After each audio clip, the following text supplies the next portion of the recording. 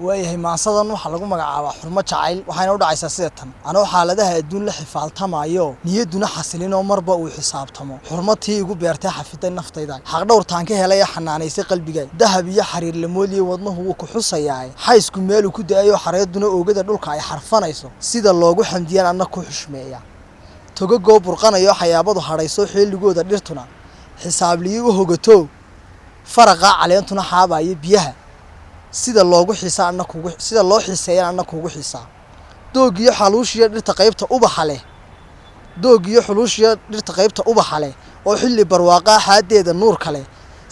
sida loo xiiseeyay anna kugu xiisaa xididada dhiig iyo xiskiyo qalbiga degto nolosha xayndaa baad u tahay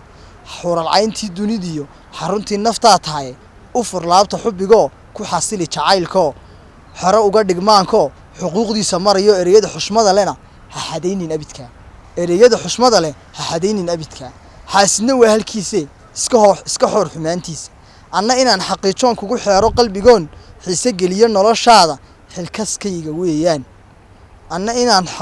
inaan xaqiijoon kugu xeero qalbigoon xiise geliyo noloshaada xilkaskayga weeyaan adduunkuna waa xasuuse mar buu xoroobi jacaylkeenu mar baa maamuuskiyo xuskiisa loo xadrayn farxadiisa mar baa xigto iyo gacal iyo xidid iyo xigaalba intuu xaalkeenu gaadho mar baad xilahayga noqon xabiibi